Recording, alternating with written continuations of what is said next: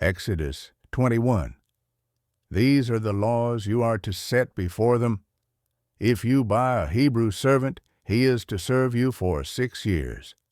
But in the 7th year he shall go free without paying anything.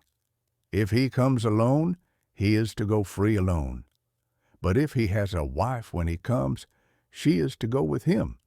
If his master gives him a wife, and she bears him sons or daughters, the woman and her children shall belong to her master, and only the man shall go free. But if the servant declares, I love my master and my wife and children, and do not want to go free, then his master must take him before the judges. He shall take him to the door or the doorpost, and pierce his ear with an awl. Then he will be his servant for life.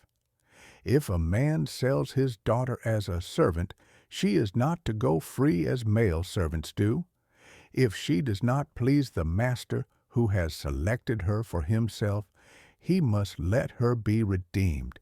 He has no right to sell her to foreigners, because he has broken faith with her. If he selects her for his son, he must grant her the rights of a daughter. If he marries another woman, he must not deprive the first one of her food, clothing, and marital rights. If he does not provide her with these 3 things, she is to go free, without any payment of money. Anyone who strikes a person with a fatal blow is to be put to death. However, if it is not done intentionally, but God lets it happen, they are to flee to a place I will designate. But if anyone schemes and kills someone deliberately, that person is to be taken from my altar and put to death. Anyone who attacks their father or mother is to be put to death.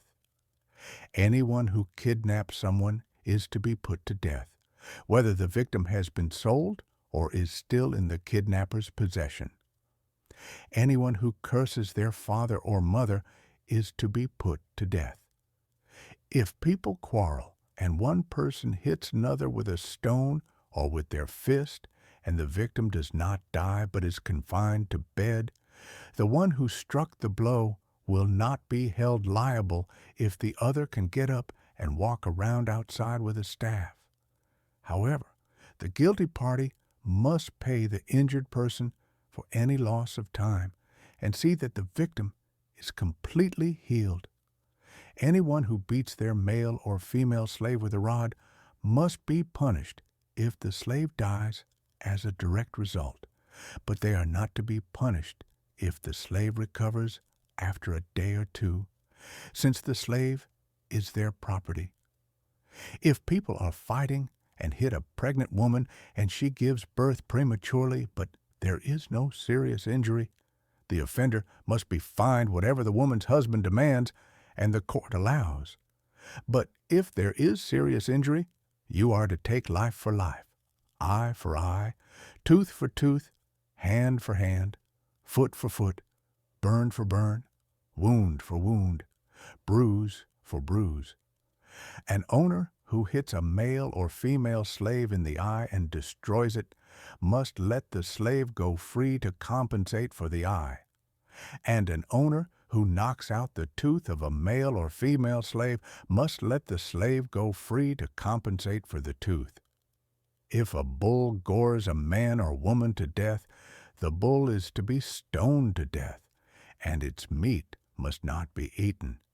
But the owner of the bull will not be held responsible. If, however, the bull has had the habit of goring, and the owner has been warned but has not kept it penned up, and it kills a man or woman, the bull is to be stoned, and its owner also is to be put to death.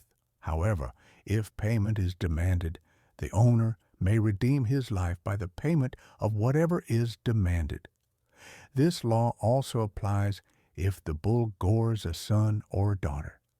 If the bull gores a male or female slave, the owner must pay 30 shekels of silver to the master of the slave, and the bull is to be stoned to death. If anyone uncovers a pit or digs one and fails to cover it, and an ox or a donkey falls into it, the one who opened the pit must pay the owner for the loss and take the dead animal in exchange.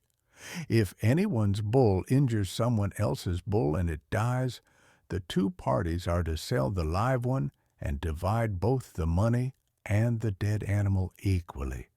However, if it was known that the bull had the habit of goring, yet the owner did not keep it pinned up, the owner must pay animal for animal and take the dead animal in exchange.